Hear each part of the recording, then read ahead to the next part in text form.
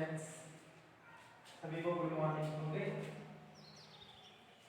आपका जो सब्जेक्ट है फसल उत्पादन एवं उद्यान शास्त्र, ठीक है, एग्रीकल्चर का एक सब्जेक्ट होता है। ठीक है, आपको पता है आपके सब्जेक्ट कितने होते हैं। ठीक है, उसी में से एक सब्जेक्ट है फसल उत्पादन एवं उद्यान शास्त्र, जिसमें से आपका जो पहला चैप्टर होता है वो क्या है, जल निकास। ठीक है, इसमें फसल उत्पादन वाले सब्जेक्ट में पहला जो चैप्टर है वो क्या है, जल निकास। तो हम इस पर डिस्कशन करेंगे, इसको समझेंगे। ठीक है, तो जल निकास जिसको इंग्लिश में क्या बोलते हैं, ड्रेनेज बोलते हैं। आपने सुना होगा ड्रेनेज वगैरह, या ड्रेनेज शब्द आपको सुनने में आया होगा। इसको हिंदी में बोला जाता है जल निकास। ठीक है, जल निकास मतलब क्या होता है, जल निकास को हम किस तरीके से समझ सकते हैं। तो देखो, जल की निकासी, जल निकास मतलब क्या करना है, निकालना। तो जल की निकासी करना है हमको, कहाँ से निकाल सकते हैं जल की निकास को। तो हम यहाँ पे सब्जेक्ट है हमारा एग्रीकल्चर से रिलेटेड है, तो हम इसकी डेफिनेशन में क्या बताते हैं कि फसल की पैदावार बढ़ाने के लिए, किसकी फसल क्या करने के लिए, जो फसल होती है आपकी उसकी पैदावार बढ़ाने के लिए भूमि की जो सतह होती है या फिर जो अधोसतह होती है उसकी, तो उससे जो अनावश्यक जल होता है, ठीक है, उसको कृत्रिम रूप से बाहर निकालने क्या कहलाता है, जल निकास कहलाता है। ठीक है, जल निकास की ये परिभाषा हो गई कि भाई जो फसल होती है तो फसल की पैदावार बढ़ाने के लिए भूमि की सतह अथवा अधोसतह से अनावश्यक जल को कृत्रिम रूप से बाहर निकालने क्या कहलाता है, जल निकास कहलाता है। अब जल निकास में, ठीक है, इस चैप्टर में कुछ कंटेंट आपके है, इनको हमने लिया है। जैसे पहला लिया है हमने जल निकास की परिभाषा। ठीक है, तो 2 नंबर के लिए क्वेश्चन पूछा जाता है आपको कि जल निकास किसे कहते हैं। ठीक है, या फिर जल निकास की परिभाषा लिखिए, 2 नंबर के लिए क्वेश्चन पूछा जाता है। तो आप इसमें आसानी से, ठीक है, या सरलता से क्या कर सकते हो, जल निकास की परिभाषा लिख सकते हो। जैसा मैंने आपको बताया, क्या होता है परिभाषा, फसल की पैदावार बढ़ाने के लिए भूमि की सतह अथवा अधोसतह से अनावश्यक जल को कृत्रिम रूप से बाहर निकालने क्या कहलाता है, जल निकास कहलाता है।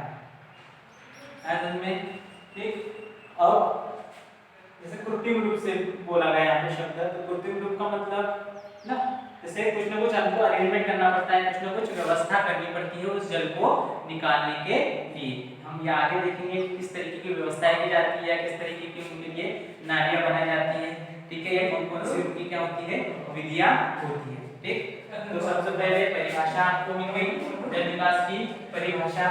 ठीक है, तो परिभाषा आपको मिल गई। अब सेकंड में आपका क्या है, जल निकास की आवश्यकता। तो जल निकास की आवश्यकता किन कारणों से होती है, या क्यों इसकी जरूरत होती है। तो क्यों आवश्यक हो जाता है जल को निकालना, जल को निकालने के लिए। तो सबसे पहले मृदा अपरदन जो होता है, मृदा अपरदन नाम सुना है आपने, क्या होता है, मृदा मतलब मिट्टी होती है। ठीक है, और अपरदन का मतलब क्या होता है ना, जो बह जाती है ना, मतलब जो, जैसे वर्षा ऋतु में आपने देखा होगा कि जैसे पानी आता है, तो पानी आता है तो खेत में से क्या होता है, अगर जल ज्यादा हो जाएगा तो वो अपने साथ में क्या करता है, जो आपकी खेत की जो मिट्टी होगी या जो मिट्टी होती है उसको क्या कर लेके चले जाएगा, उठा के लेके चले जाएगा। ठीक है, तो ज्यादा जल की आवश्यक, ज्यादा जल मात्रा में जल हो गया तो क्या करेगा, जो खेत की मिट्टी है उसको बहा के लेके जाएगा।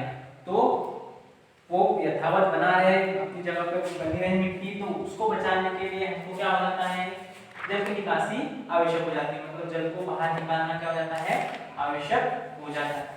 ठीक है, उसके बाद में जो मृदा के पोषक तत्व होते हैं ना, तो अधिक जल के कारण भी वो क्या होते हैं, समाप्त होने लगते हैं, या फिर उनका जो असर होता है, उनका जो प्रभाव होता है वो क्या होने लगता है, कम होने लगता है। ठीक है, या फिर अगर आपने देखा होगा, क्योंकि हम तो क्या ग्रामीण क्षेत्र से है, हमारे आसपास सारी खेती को हम देखते हैं, तो उसमें वर्षा ऋतु में अगर कहीं जल अधिक हो जाता है, ठीक है, तो पौधों में देखा होगा आपने कि अचानक से क्या हो जाती है, पौधों की पत्तियां पीली पड़ जाती है। क्यों पीली पड़ जाती है, क्योंकि अधिक मात्रा होगी तो वहां पे क्या होगा, नाइट्रोजन की कमी हो जाती है, और नाइट्रोजन की कमी होगी तो क्या हो जाएगा, पौधा लूज हो जाएगा, पौधों की जो पत्तियां होती है पीली होके गिर जाएंगी। ठीक है, तो इसलिए भी क्या हो जाता है, जल निकास की आवश्यकता हमको हो जाती है।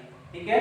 उसके बाद में जल विकास के उद्देश्य क्या है, तो जल विकास के क्या क्या उद्देश्य है, ठीक है।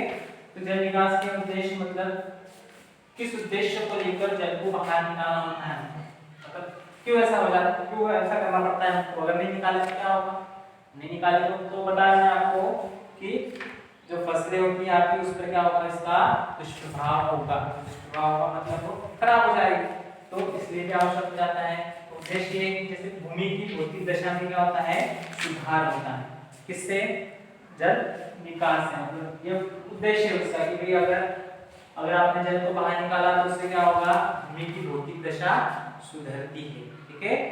फिर वायु में पृथ्वी में या भूमि में वायु का संचार होता है, ठीक है।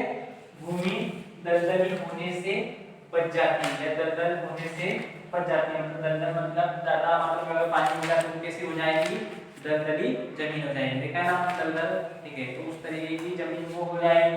उसके बाद में, ठीक है,